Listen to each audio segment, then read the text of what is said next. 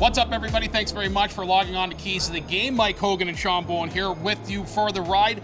Hoagie, we are in week 11 of the CFL season. Crazy to think about it. We've only played one divisional matchup, and that was the first game of the season against Hamilton. This week, we're in Moncton. We're taking on the Montreal Alouettes. I mean, give us your kind of preview on what Montreal has in store for the Toronto Argonauts and what we could expect to see from the old Alouette. I wish I knew. I can't figure out Montreal. I think at the beginning of the season, to be honest, and not to be disrespectful in any way, but I think people looked at Montreal and said, well, there's the free space on the bingo card this year, and they've been anything but. And that game last week against Calgary. Unbelievable. You know, the old cliche is no lead is safe. Well, no lead is safe. That could go a long way for this team. Now, from the Argonauts' perspective, maybe you hope there's a little bit of an emotional burnout after that game. You never know what Montreal is going to come out as. Are they going to be fired up because of that game, or did they invest so much into that win against Calgary that they may come out a little flat? I don't know. Well, the last time we played them was preseason. We romped them 40-20. I mean, it's preseason, right? Yeah. I mean, you never judge a book by its cover, and that's the old saying about preseason.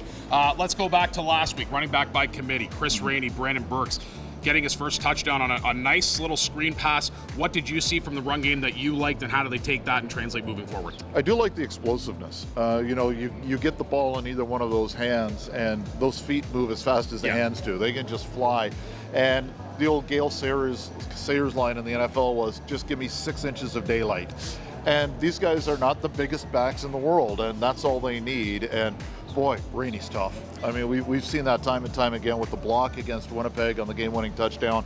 But, man, he just takes a licking and keeps on ticking, and he's so fast. Just to kind of follow up on that point, though, I mean, being kind of a low center of gravity such as these guys, I mean, how effective is that for them? One thing, as opposed to James Wilder, who's such a big back, you talk to linebackers specifically in the CFL or in the NFL or at any level of football, and you get a guy who's not 6 feet tall, sometimes the linebacker can't find that back.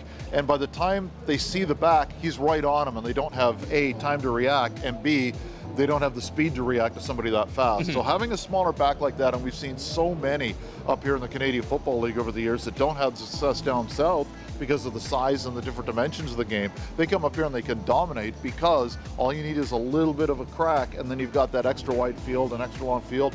It's a real advantage at times to have a small back. You've got 2 fast small backs that can really be beneficial. Despite the outcome of last Friday's game against the Edmonton Eskimos, I mean, you couldn't wipe the smile off Burks' face following the game, getting his first touchdown of the season. What he's been through, just a tremendous story. All right, let's translate over to Moncton here. We're headed over to New Brunswick for our home game against the Montreal Alouettes. I mean, Hoagie, this is what makes the CFL great, in my opinion, is the fact that we're taking a regular season game, we're taking it on the road, we're going to one of the greatest towns you've ever been in your entire life, in my opinion. That's Moncton. I've been there a couple of times. Awesome people, awesome place.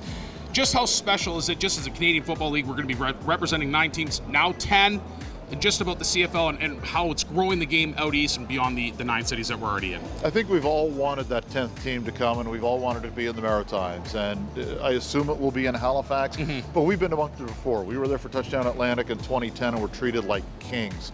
They really appreciated it. They did a great Friday Night Lights high school game. Oh, nice. They did a fantastic college game the next day, university game, and then the game on the Sunday.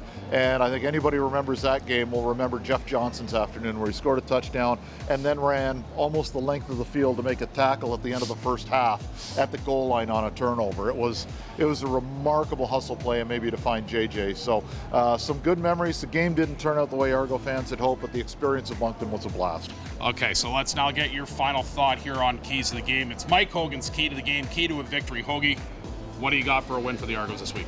Hang on to the ball is the one every week. I just want to see distribution, and we've seen it be successful against Winnipeg, where they honed in on SJ Green.